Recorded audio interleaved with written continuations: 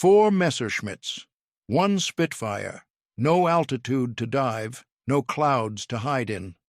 The logic of air combat says this ends only one way, but Flight Lieutenant James MacLachlan doesn't climb, doesn't bank hard. Instead, he does something no training manual recommends and no enemy pilot expects. He tips his wing, just 20 degrees, and holds it there. The Germans hesitate. Then they scatter. By the time they regroup, MacLachlan is gone. Malta, spring of 1942.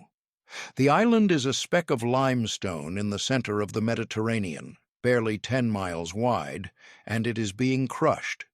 The Luftwaffe and Regia Aeronautica fly more than 1,000 sorties some weeks, battering airfields, harbors, and cities into dust. The Royal Air Force has fewer than 24 fighters operational on most days. Pilots fly 4, sometimes 5 sorties before noon. Ground crews patch bullet holes with fabric and prayers. There is no rotation, no relief, no margin for error. The sound over Malta is constant. The whine of Junkers engines, the crack of anti-aircraft guns, the low rumble of Wellingtons limping home on one engine. At Takali Airfield, mechanics work under camouflage nets, torches in hand, because the runway lights draw bombers like moths. Spitfire MKVs arrive in crates from Gibraltar, wings folded, engines wrapped in grease paper. They are assembled in hours and airborne by dawn. Some never return from their first mission. The logic of the siege is arithmetic. The Axis can replace planes faster than the RAF can destroy them. Malta's pilots know this. They also know that if Malta falls, the convoy routes to North Africa collapse. Rommel wins. The war tilts. So they fly anyway, outnumbered, outgunned, and running on fuel siphoned from wrecks. James MacLachlan arrives in March. He is 23 years old. He has one arm. The left sleeve of his tunic is pinned at the elbow. He lost the limb over Malta a year earlier, shot down in a hurricane, the cockpit filling with smoke and blood. Most men would have been invalided out. MacLachlan taught himself to fly again with a prosthetic. The Air Ministry tried to ground him. He appealed. He won. Now he is back, assigned to 603rd Squadron, flying the same hostile skies that nearly killed him. His squadron mates watch him strap into the cockpit. The prosthetic arm ends in a leather cuff. He loops it through the control column to hold the stick steady during high G turns. He operates the throttle with his right hand, manages trim and flaps with his knees and elbows. It looks impossible. It is impossible, but he makes it work. Within a week, he has 2 confirmed kills. Within 2, he is leading sections. The enemy does not know he has one arm. They only know his tactics are strange. He does not dogfight like other Spitfire pilots. He does not try to outturn the lighter Italian fighters or outdive the faster German ones. Instead, he maneuvers in ways that make no aerodynamic sense until the enemy realizes they have lost position. If you want more such stories, like and subscribe so these lives aren't forgotten. Before the war, MacLachlan was ordinary. Born in India to a Scottish family, educated in England, quiet, polite, competent at sports, but not exceptional. He joined the RAF in 1938 not out of patriotism or adventure, but because it seemed a respectable career. He liked the logic of flying, the way a machine responded to inputs, the precision required to land in crosswinds or navigate by stars. He was not a natural ace. His gunnery scores were average. His aerobatics were clean but unremarkable. What set him apart was his temperament. He did not panic. When an engine failed during training, he glided to a forced landing in a farmer's field and apologized for the inconvenience. When his instructor criticized his formation flying, he nodded, took notes, and corrected it the next day. He absorbed information the way a sponge absorbs water, slowly, thoroughly, without waste. The war came. MacLachlan flew hurricanes over France during the desperate spring of 1940. He saw the columns of refugees on the roads, the black smoke over Dunkirk, the way the Luftwaffe owned the sky until the RAF could mass enough fighters to contest it. He learned that altitude was survival, that aggression without position was suicide, that the side with more planes usually won, unless the side with fewer planes refused to play fair. Then came Malta, his first tour, the endless scrambles, the fuel shortages, the way the Machi 202s could turn inside a hurricane at low speed, snapping off deflection shots that punched through aluminum like paper. He was hit on a June morning in 1941. Cannon shells tore through his left arm and the fuel tank behind his seat. Fire filled the cockpit. He bailed out at 4,000 feet, one arm shattered, the other clutching the ripcord. He landed in the sea. Fishermen pulled him out.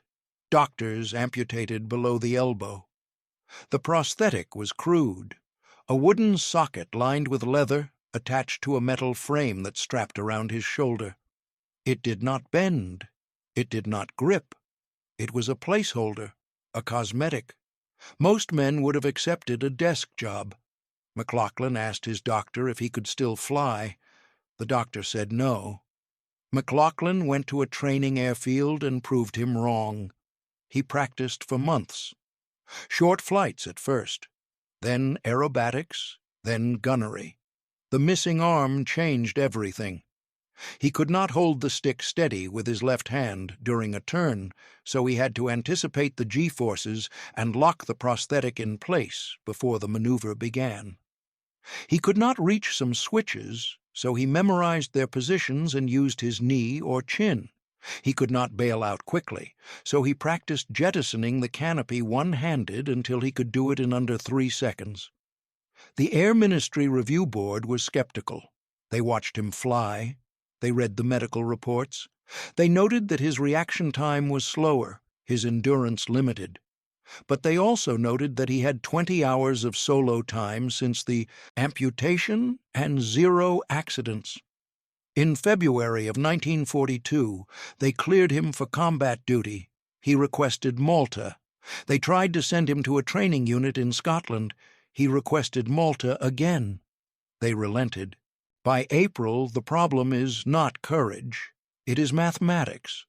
The Axis flies from Sicily, 30 minutes away. The RAF flies from Malta with nowhere else to go. Every Spitfire lost is a Spitfire that cannot be quickly replaced. Every pilot killed is a gap that takes weeks to fill. The fuel stocks are low enough that some squadrons fly with half-empty tanks to save weight. The ammunition is rationed. Pilots are told to fire only in 2-second bursts, no more. Make every round count. Make every sortie matter. But the enemy knows this. The Luftwaffe sends formations of 30, 40, sometimes 50 bombers, escorted by Messerschmitt 109s that loiter at altitude, daring the Spitfires to climb into a disadvantage.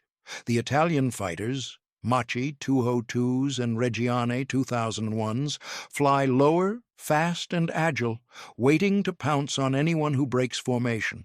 The RAF tactics are simple. Get above the bombers, dive through the escorts, attack in pairs, and disengage before the dogfight turns into a brawl. Speed is life. Altitude is life. Fuel is life. MacLachlan understands this. But he also understands that doctrine assumes symmetry, that both sides are playing the same game.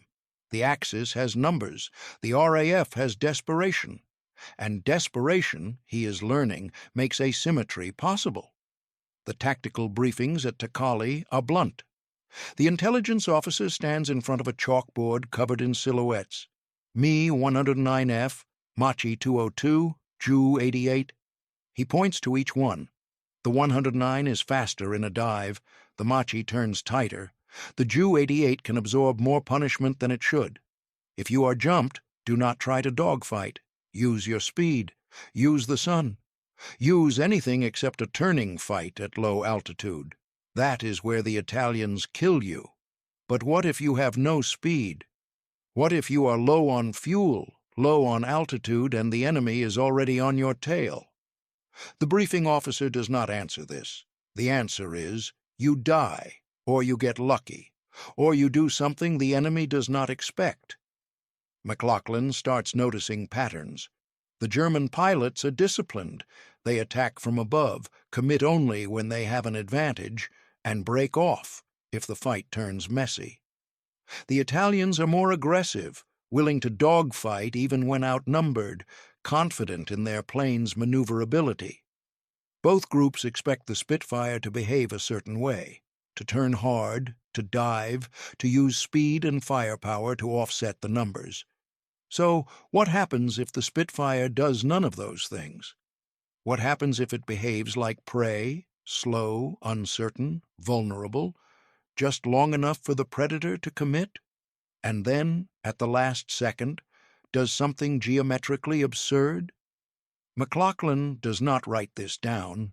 He does not brief it. He simply begins to experiment. On a patrol in mid-April, he is bounced by two Machi 202s. Instead of turning into them, he rolls inverted, holds the stick neutral, and lets the plane fall. The Italians overshoot. He rolls upright, pulls hard, and ends up behind them. One Machi breaks left. MacLachlan fires a short burst. The Machi trails smoke and dives for Sicily. On another mission, he is chased by a 109. Low on fuel, no altitude. The German is closing. MacLachlan pushes the stick forward, dropping the nose, then yanks it back and kicks the rudder hard. The Spitfire skids sideways, bleeding speed. The 109 flashes past, pilot craning his neck, confused. MacLachlan slips away in the haze. His squadron mates ask how he does it. He shrugs, says it is just improvisation. But it is not. It is geometry. It is physics. It is the understanding that a plane with one arm on the stick cannot maneuver the same way a plane with two arms can, so it must maneuver differently. And difference, in a dogfight, is survival. The squadron commander calls him in. Wing Commander McLean is a veteran of the Battle of Britain, a careful man who does not tolerate recklessness. He has read MacLachlan's combat reports. He has heard the radio chatter. He has seen the gun camera footage, or rather, the lack of it. MacLachlan's kills are confirmed by other pilots or by wreckage, but the angles are strange. The geometry does not match standard tactics. McLean asks him to explain. MacLachlan says he uses the prosthetic to hold the stick in unusual attitudes, creating angles of attack that confuse the enemy's deflection calculations. McLean asks if this is safe. MacLachlan says it is effective. McLean asks if it is teachable. MacLachlan pauses, says he does not know. It depends on the pilot, the plane, the circumstances. McLean does not forbid it, but he does not endorse it either. He tells MacLachlan to be careful, to avoid unnecessary risks, to remember that Malta cannot afford to lose pilots on experiments. MacLachlan nods. He understands, but he also understands that Malta cannot afford to lose pilots to predictable tactics either. The breakthrough comes on a morning in late April. MacLachlan is leading a section of 4 Spitfires on a bomber intercept. They are vectored toward a formation of Ju-88s escorted by 6 Messerschmitts. The Spitfires climb to 20,000 feet, positioning above the bombers. The plan is simple. Dive, attack, climb away. But the 109s are higher. They see the Spitfires coming. They dive first. MacLachlan breaks left, calling the bounce. His wingman follows. The other pair breaks right. The formation fragments. Now it is individual fights, scattered across 5,000 feet of sky. MacLachlan is alone. A 109 is on his tail. Another is diving from above. A third is swinging wide, trying to cut him off. No altitude to trade, no speed to extend. He is boxed. He does not panic. He rolls into a 30-degree bank, holds it, and reduces throttle. The Spitfire slows. The nose drops slightly.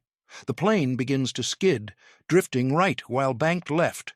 A slip, unstable, ungainly. It looks like a mistake, like a pilot losing control.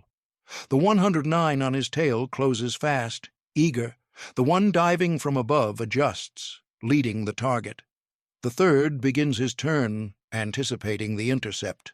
All three are committed. All three are computing deflection based on a Spitfire that is continuing its bank, continuing its descent. But MacLachlan is not continuing.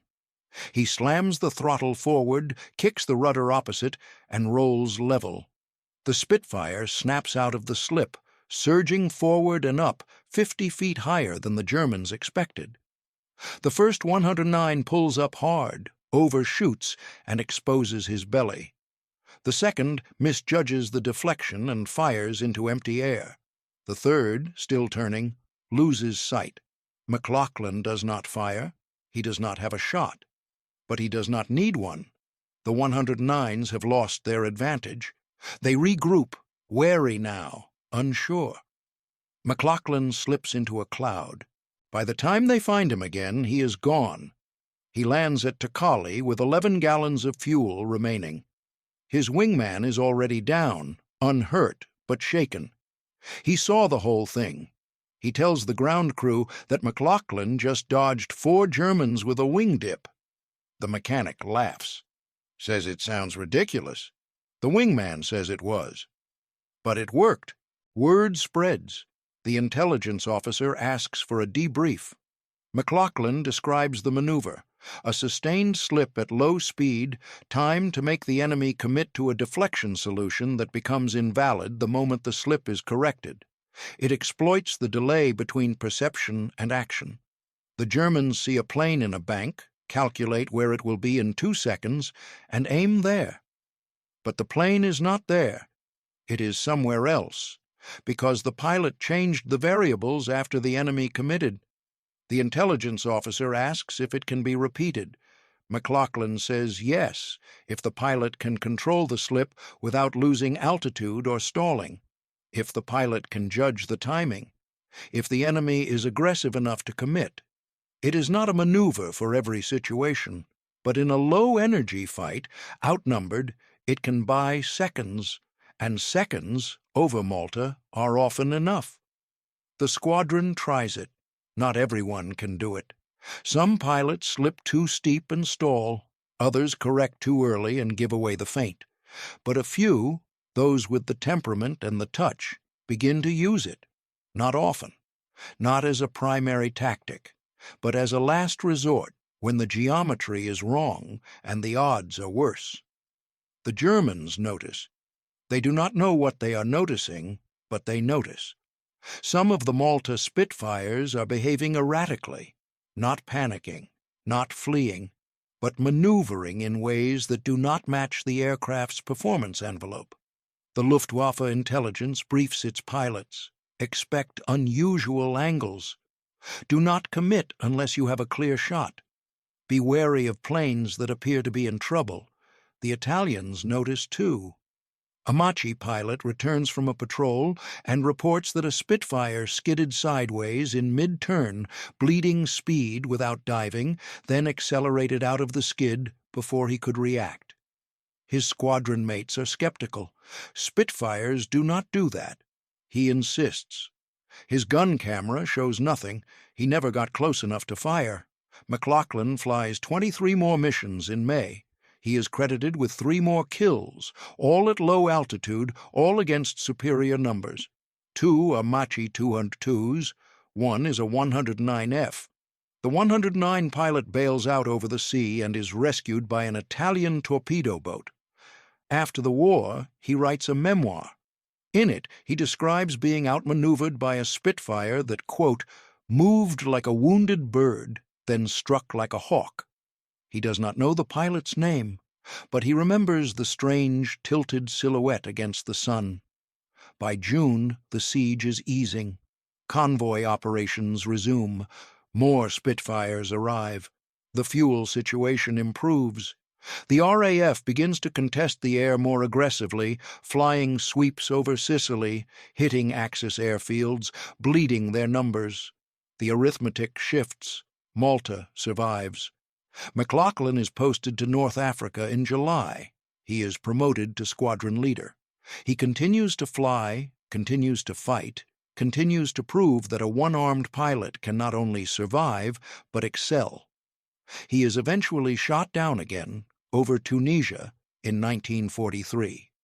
This time he does not bail out. His plane impacts the desert at 400 miles per hour. He is 24 years old. The wing dip maneuver does not have a name. It is not codified in training manuals. It is not taught at fighter schools, but it enters the folklore of Malta's pilots, passed along in debriefs and conversations, in the stories men tell when they are too tired to sleep. Some try it, some succeed, some die trying. It is not a silver bullet. It is a tool, narrow in application, dependent on circumstance and skill. But it changes something. It proves that doctrine is not destiny, that a plane flown differently can create different outcomes, that the enemy's assumptions are a vulnerability if you know how to exploit them. The RAF begins to study asymmetric maneuvers, tactics that sacrifice speed or altitude in exchange for positional confusion. Some of these tactics survive the war. Some influence jet-age combat, some are forgotten.